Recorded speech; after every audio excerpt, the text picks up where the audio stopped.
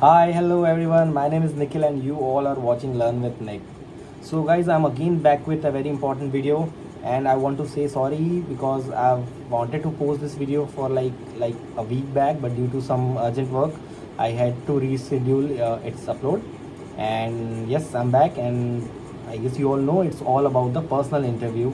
As I promised to you all that I'll be making a video on the personal interview part. So let's just start.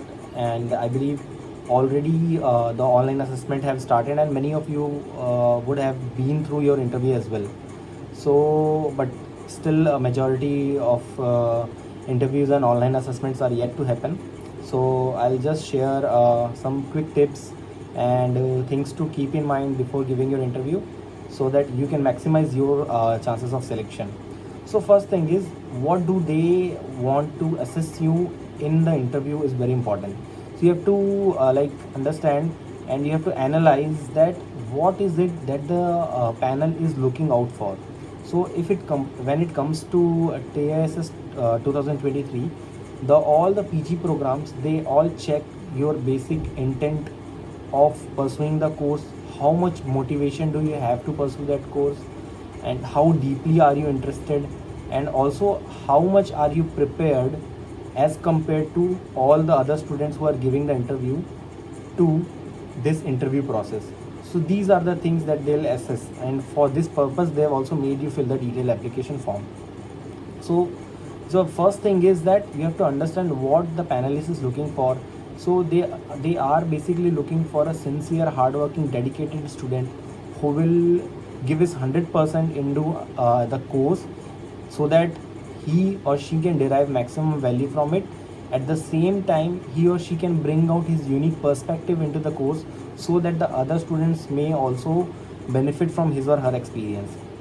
So now that you have all these purpose driven things in your mind, that what is the purpose of interview and what they are going to assess, it will become really easy for you to frame your answers. Okay, so we'll start with some basic questions that are mostly repeated. They already have your detailed application form. So why do you want to join this course? Your biographical sketch and any relevant work experience is already with them. Now your interview can either start with any of the statements from their side. For example, they can start with like, you have done this course from this institute, tell me about this thing. Or let's say if you are if you have work then they might ask you that you have worked in this company, what are the challenges you face there, and what made you transition from that particular job role to this particular course. So the possibilities of framing of unique questions are infinite, but at the same time, you have to understand you have the power to direct your interview. And how will you do that? Through your answers. So the first question may be a surprise question, it may be that you don't know about it, but the way the follow-up questions will be generated, that depends on your answer. So remember that uh, you must have written your tell me about yourself or the biographical sketch in your detailed application form. Then you should be very clear, very thorough with that.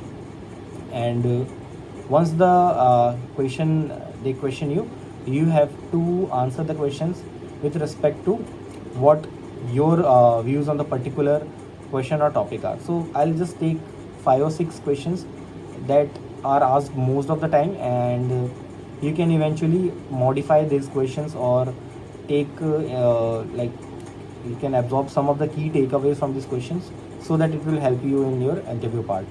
So the first question is, tell me about yourself. Okay, now there is a very thin line between biographical sketch and tell me about yourself, because the biographical sketch is your basically it's like a summary of your entire life, biographical sketch. But tell me about yourself is something that you personalize it with respect to your current program. So my recommendation is, when they ask you tell me about yourself, you don't start from like, I completed my schooling from this. You first tell like, what's your name, and then what's your graduation, what's the latest education that you have pursued, and try to link it with why do you want to pursue this course. So this will be basically tell me about yourself part, or keep it in short. Don't start from like chronological order. state your present condition and your motivation to join the course, and then start to go on historical data point wise, whichever way you see feel that this is relevant. Now mostly they'll interrupt you in between if you are giving a long answer, but if not, you can keep it short and then you can wait for the upcoming answers to come. So remember that this tell me about yourself that you tell is gonna create a huge impact in the follow-up questions. So whatever experiences that you say, they'll be building upon that. Now the next question, if they if you have answered the tell me about yourself part, then another line of question is that they might ask you about your strength and weaknesses.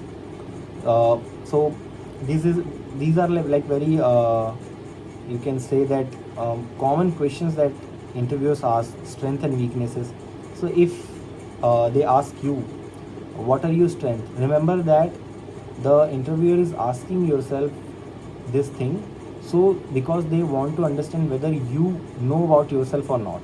They want to assess that have you done enough introspection, that you know what are your strengthful areas and what your weaknesses are. So if they ask you like what are your strengths, you can say anything like, be it your values, honesty, integrity, your time management skills, your communication skills, anything that may seem relevant to your choice of work would be a great choice. But the important part, and underline this thing, the important part is you don't just tell your strengths, you have enough evidence to support it. Otherwise it's just a talk in the air. You should have enough evidence to support this, and the evidence should be like really elaborate.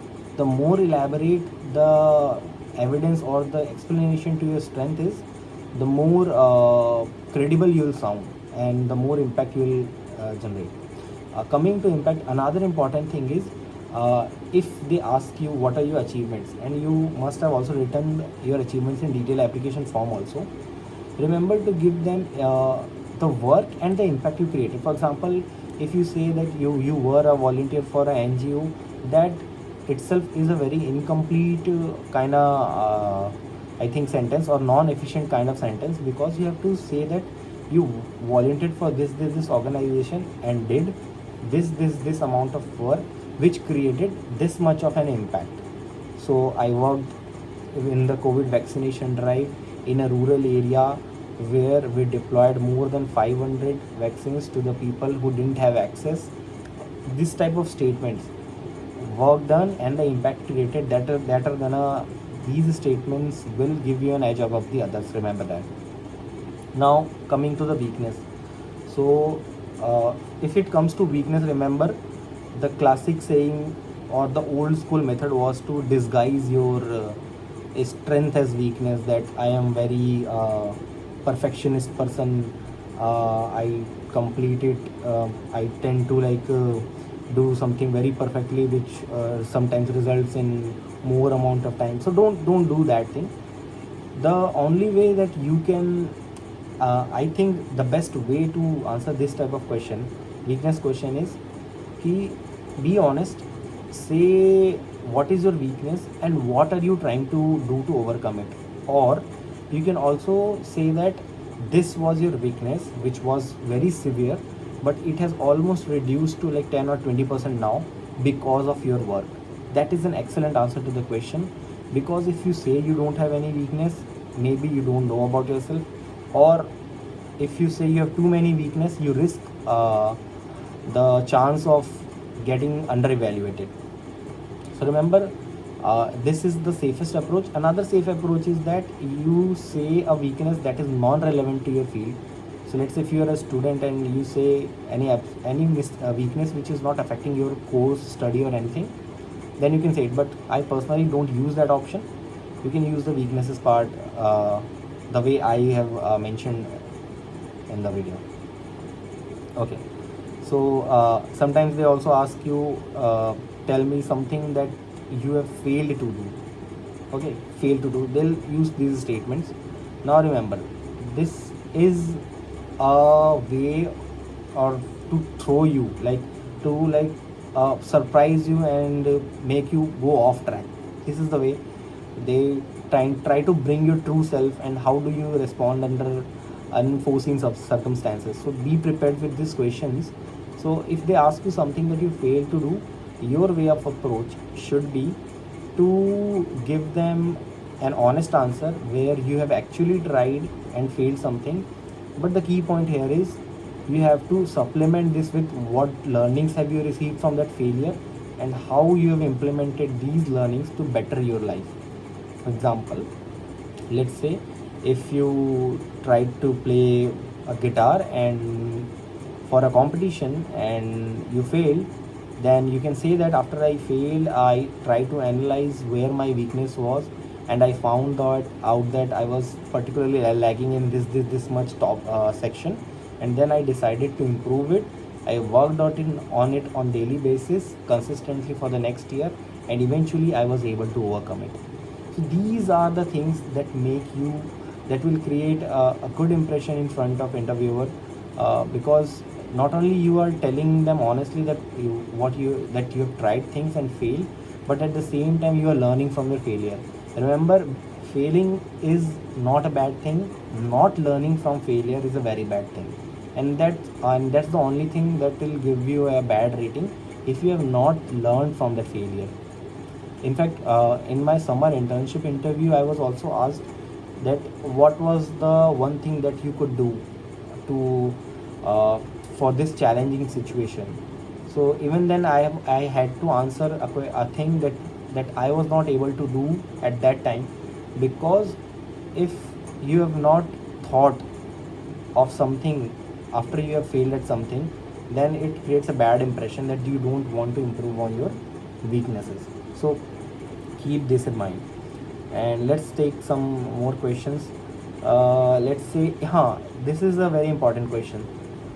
You should be very thorough with what you will potentially become 5 years down the line. Now this may sound like not very appropriate, because nobody knows what you will be doing after 5 years. But the question is not to exactly know it. The purpose of the question is that you have a vision in mind, and with that vision you are joining this particular course or applying for this particular position. So 5 years down the line questions, it can be also asked in another format, like what will you do after graduating from this course, or how will you implement the learning of this course in the corporate world, in the social sector, in the government sector. So you should know what the alumni are doing after graduating from these courses. It's a very important thing. Then another question is, what all options do you have now? This is again to test you that how are you planning out in terms of your career options. And also the standard way to answer this is, if you have all the options, you can say that you have calls from this place. And but remember that the question also tests that how desperate are you to join this course, or what is your priority among all of these your career options. So while giving your career options, you have to certainly hint the interviewers that this is the thing that you're most really passionate about, and even if you don't get selected this year, most likely you will be applying for this next year, keeping your all other career options in parallel or open or in a backup mode. So this is the thing that you should keep in mind. Other than that, some general tips that you can keep in your mind is that you have to be positive and confident. The interview is a selection process. They want to select you, and by being underconfident, you will be only reducing your chances of selection. So your mindset while sitting for an interview should not be to be nervous. Okay, but I understand it's a important interview, stakes are high, your selection depends on it. But remember that by being nervous, there is a chance that you will not be your true confident self, and you risk the chance of worsening your interview experience. So just be confident, just think it like, whatever I am doing good, and I'm the best candidate for this course. Just keep this belief with yourself, because if you don't believe it, nobody else will believe it, right? So try to do this affirmations kind of thing in mirror so that you can develop that potential. But anyway, the persons who have cleared the interview, almost all of them, or at least 90% of them, have the confidence that they can clear the interview. You will find very rare persons who think that I won't be able to clear the interview and they clear it. So you should have the confidence, and it creates a huge impact, trust me. Next is, don't talk more than like 2 minutes in a single sentence. Use sentence break, use transitions, use your interview should be fluent, and wherever you want to take a pause, then think for a while and then speak. You will come across as more natural speaker, and less you'll seem like not very anxious and all.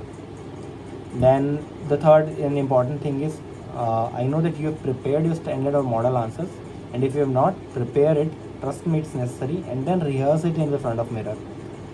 Once you rehearse it, you will get confidence that your preparation is solid, and that confidence will help you sail the interview. So these are some tips from my side for the online interview part. For the extempore part, I've already prepared a video, and I also want to give you all update. I'll be starting my summer internship at Ernst and Young from tomorrow. So these 2 months will be my summer internship, and probably I will be a little busy.